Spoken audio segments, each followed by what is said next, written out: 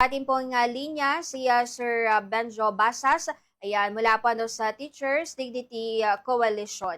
At magandang gabi po sa iyo, Sir Benjo. Welcome po sa ating program, si Bombo Marian.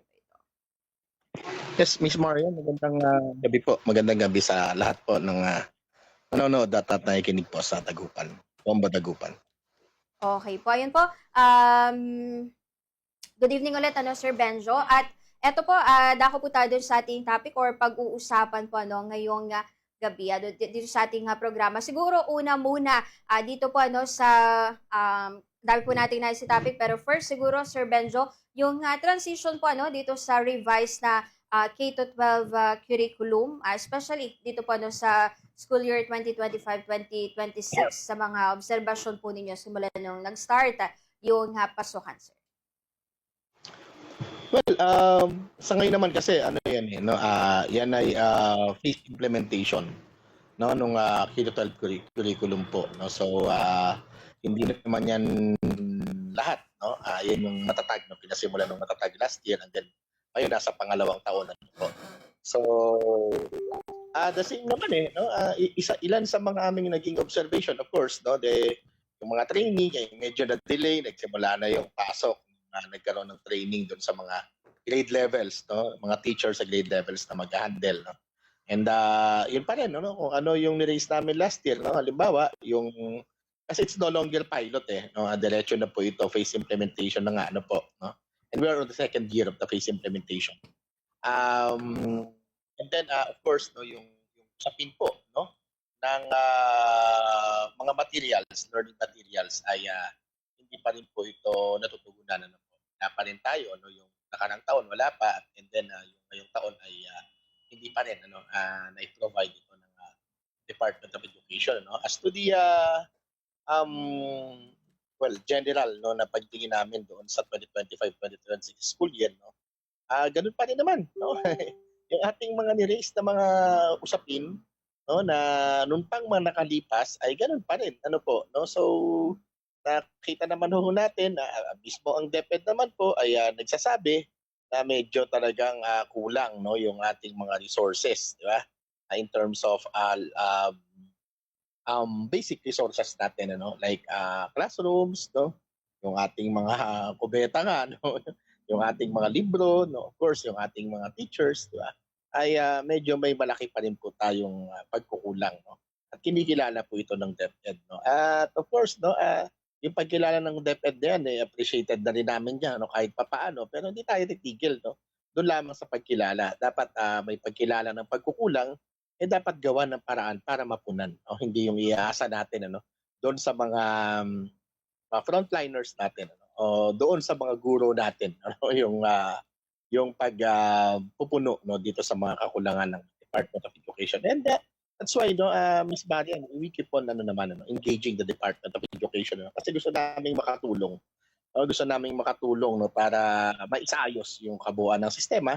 Kaya nag-raise din kami ng mga concerns namin at ng mga issues po na gusto naming tugunan ng DepEd.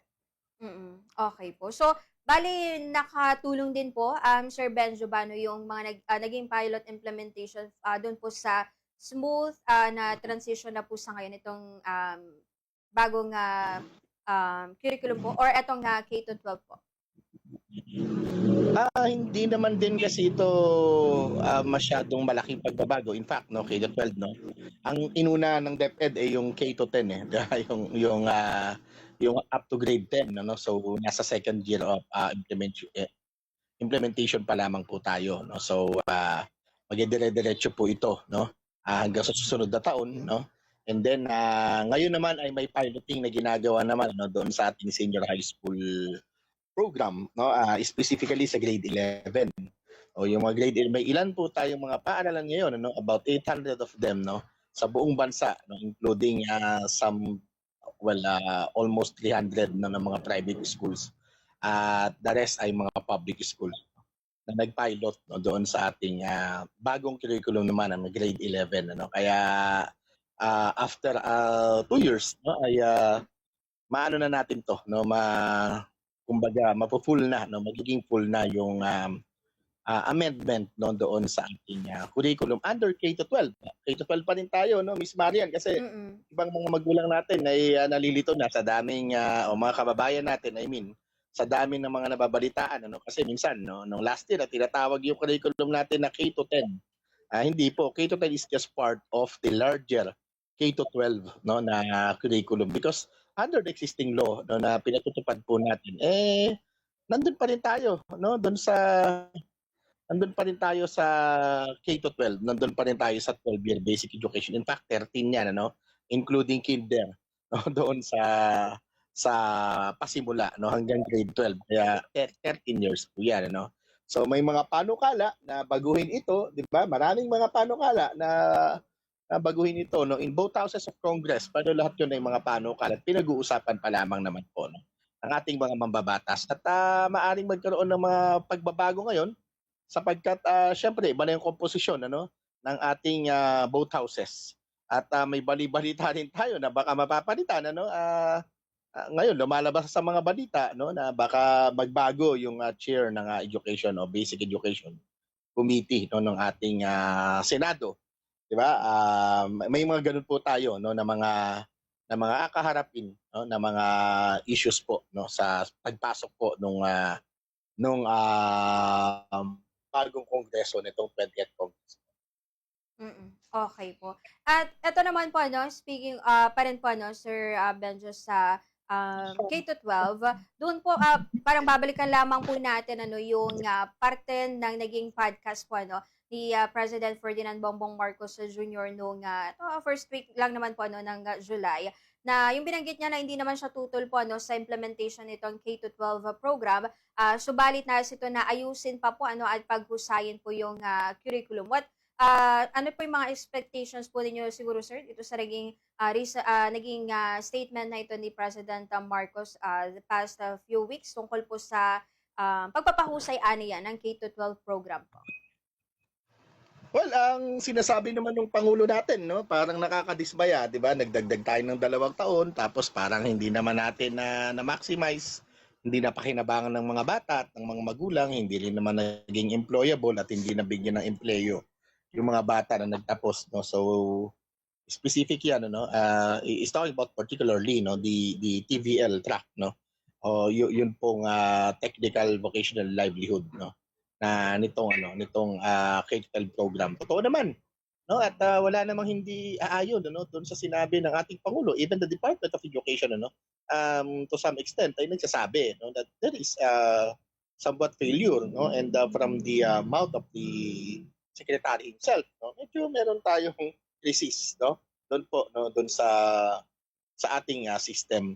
So ang hamon namin ano sa ating pangulo ay hindi sapat no na sabihin natin na this is a failure, hindi sapat na madismaya tayo no lalo na no especially that he's the president, is now the president no and he has a huge power, no authority, 'di ba? Na nasa kamay no, nasa kapangyarihan niya ngayon ano yung maaring maging mga solusyon dito sa napakaraming problema natin ano. Kaya dapat aksyonan, dapat maging proactive no yung ating pangulo at yung budget no sa education sector ay mas lalo pang bigyan ng pagpapahalaga. Mas mataas na budget, hindi kagaya nung nangyari nitong GAA 2025 po.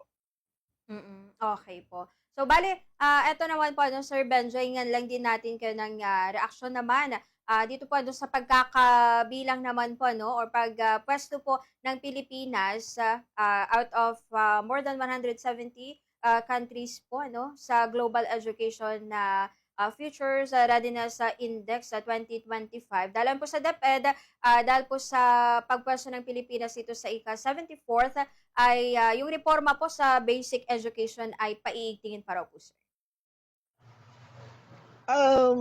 Tayo naman hindi naman natin kinakailangang kumbaga maalarma no doon sa mga ganyang panukat no sa pandaigdigang panukat. 'Di ba? Dito pa lamang no sa ating sitwasyon dapat ikaalarma na natin ito.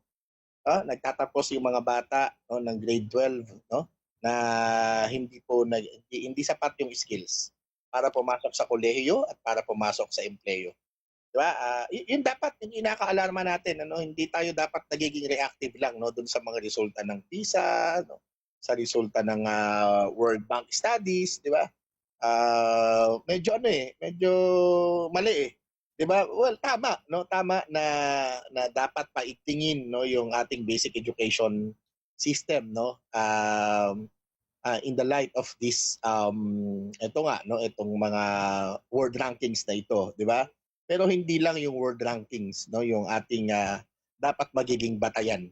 No, ang dapat nating magiging batayan, ano ba yung inaabot ng ating mga mag-aaral pagkatapos nila mag-aral, no? Pagkatapos nilang kumuha, no, ng mga leksyon, no, sa elementary, sa high school, senior high school at maging sa kolehiyo, no? Kaya dapat talaga paigtingin natin lalo na yung yung ating yung key stage 1 na tinatawag mula kinder hanggang grade 3, no? Kasi kapagka medyo tumaas 'yan, no? Kapagka yan ay na-elevate natin ng mabuti, 'di ba? At nabigyan natin ng napakagandang kalidad, no, yung mga pumapasok, no, bago pumasok ng grade 4, no, ay lahat ng iyang bata ay marunong magbasa, alam na yung basic literacy, numeracy, no, medyo may konti ng critical thinking, handa nang kumuha ng mga subjects na medyo mas mataas na yung level, no, hindi lang pagbabasa ng letra, kulay, shapes, no, kundi kaya niya na, no, na makaintindi ng mga science books, di ba?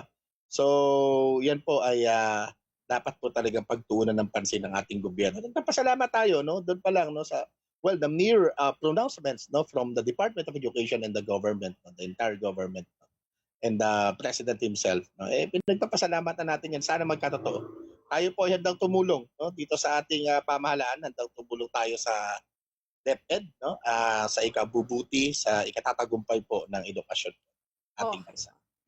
Okay. So, eto naman po, Sir Benjo, on another topic po, of course, ay hingan din namin kayo ng reaksyon na tungkol po dito, no, sa pagsasampa na po naman ng ombudsman. Sa issue naman po ito, nung naging controversial po na procurement ng mga laptop, ano, nung kasagsagan po ng pandemic, dahil kakasuhan na nga raw po, no, or sasampa na mga kakulang kaso itong mga involved. Kabilang nga dito, yung mga dating officials po ng DepEd po, sir.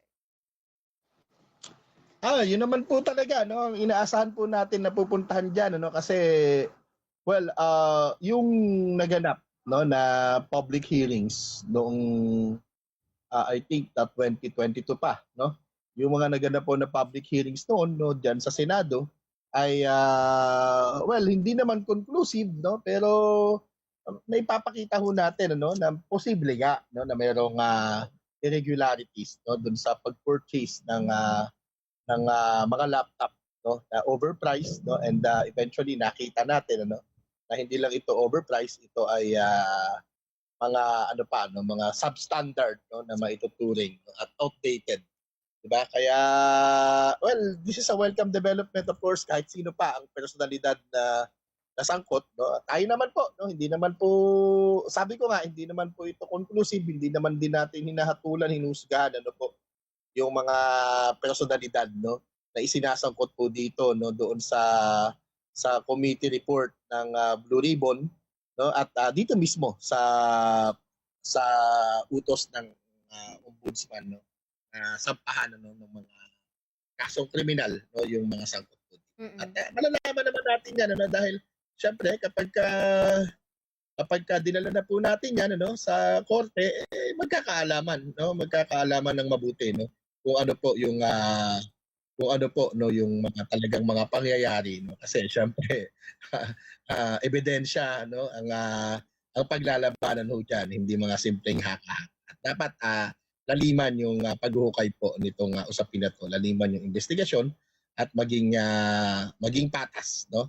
Para naman din syempre mabigyan naman po, no, nung binibigyan naman natin ng benefit of the doubt, no, yung ating yung mga implicated, no, doon po sa kaso po na ito. At Mm. mabigyan sila ng pagkakataon din maipagtanggol ang kanilang sarili. So that's naman, no, that's actually, no, the due process naman. Okay po.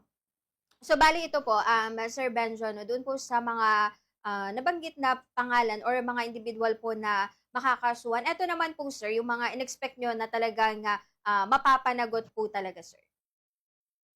Hindi pa naman natin sinasabing mapapanagot, no? Pero Mm. sila kasi yung lumalabas nga po doon, ano, sa investigation, ano, ng Blue Ribbon Committee, no?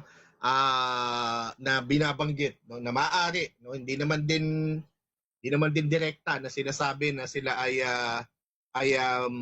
nag-commit, no, ng irregularity, di ba? Mm. Meron doon ang mga case naman ay graft, no, meron falsification, may mga ganun po, iba-iba di ba? Yes, sir. Meron naman din diyan, ano, kasama sa pinakakasuhan ay mga taga DepEd, di ba? Na nagpatunay, no, na merong pagtatakip, no, may mga ganun po, no. Nasundan naman natin yung Blue Ribbon Committee hearings po nung mga panahon na yan, ano. At lahat naman sila, no, ayun na nga po, no, ay may rekomendasyon na po, no, na nakasuhan, no. So hindi naman po natin sinasabi na sila ay guilty na, di ba? Kaya nga po dadaan ito sa masusing investigasyon pa po at Mm. paglilitis po siya. Okay po. Sa inyo po, Sir Benjo, sa TDC, may mga isinusulong po ba kayo ano, para maiwasan na po na maulit ito at talagang manaig po ano, yung transparency at para hindi po nasasayang yung mga talagang pondo po ng DepEd po, sir? Opo, high level kasi ito, ma'am, no. Hindi Mm. naman namin ito mapapansin, ano, unless, no, yun nga, no, kasi may COA report, di ba? Na-plug ito ng COA, di ba? Kaya Mm. naman, ano, nagkaroon din ng mga investigation. Tama rin naman yung ginagawa ng COA, no. So dapat yung COA ay maging stricto, hindi lamang dito, no, sa usapin, hindi lamang sa ganitong level. Kami na nananawagan din kami sa DepEd, no, na linisin, no, yung bakura ng Department of Education. Marami kasi tayong natatanggap, no, na mga kung ano-ano, na mga reklamo, 'di ba, ng katiwalian, ano, kahit dito po sa level ng mga paaralan, division, regions, no. Ang dami hong niyan, ano. Sabi nga po namin, ano, sa ating kalihim saliengan, no, hindi sapat, no, yung kanyang stance, no, na binabanggit na zero tolerance, 'di ba? Para medyo manginig naman, ano, at magdalawang isip, no, yung mga nagpaplano, yung mga nagbabalak na gumawa ng katiwalian. Kumbaga, meron palang ulat, magkaroon na, no, ng mga preliminary na mga investigation. Huwag nang maghintay ng mga complainant kasi yan ang isa sa pinakamahirap gawin, no, madam, no, dito sa DepEd, yung magkaroon tayo talaga, no, ng mga complainant. Well, ang kaso naman na administratibo ay hindi naman parati no, na kinakailangan, ano, ng formal complaint, no. So minsan po, no, kahit pa nga anonymous ay basta merong matibay, no, na ebidensya o na maaari, no, na kumbaga probable cause, no, kumbaga, no, pwede naman po talagang mag-initiate po, no, ng investigation po diyan, ano, ang Department of Education. Mm, okey po. Eto pala last din na topic din natin muna, kahit pasaglitan lang po ano, Sir Benjo, yung, natatandaan natin kamakailan na yung, nagbigay din po ng paalala ang DepEd ano or nananawagan, maging kayo po yata yung tungkol po dito ano, dun sa tinatawag pong parang, pay for position scheme na pinapaimbestigahan na po ng DepEd, sir. Yan nga po 'yun, ano, kasama po 'yan, ano. Yun yung sinasabi ho namin, ano, na kung sakali merong nagsabi ho, merong nagpadala sa feedback mechanism, merong nag-text sa 888, no, or whatever, merong tumawag, merong nag-email, 'di ba? Wala naman ding masama, no, wala naman ding masama po na puntahan niya, ano, ng mga opisyal ng DepEd, magkaroon ng initial, no, na investigation, no, fact finding investigation, ano po, no? Para makita natin, no, kasi yun nga po yung problema natin dahil you cannot expect, no, the people, no, to file charges, to file cases, no, or formal complaint, no. Lagi we cannot expect that, no po. Pero hindi naman nangangahulugan na dahil wala nagpa-file ay wala nang katiwalian. Di ho ba? Ngayon, merong Mm. chismis. Kahit pa chismis lamang yan, ano, dapat nating tignan. No? That's how, no, proactive na DepEd should be. No, para naman po ito yung makita ho natin. Kasi matagal na yan, eh. No, matagal na yan, no. Ma'am Marian, no. Kahit sa amin marami nagsasabi ng ganyan, no. Syempre, 'di ba?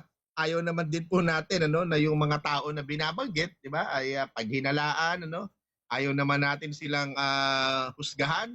Ano po, so gano'n lang rin ang kaya naming gawin ano, i-relay 'no do'n sa ilang DepEd officials 'no, yung mga ganito, 'di ba?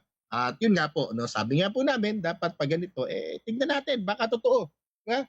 Kasi kung makakapag-provide naman ng isang tao kahit in anonymity, 'di ba? Kung makakapag-provide siya ng picture, ng video, ng text message, ng email na message 'no, na hinihingian siya ng pera, 'di ba?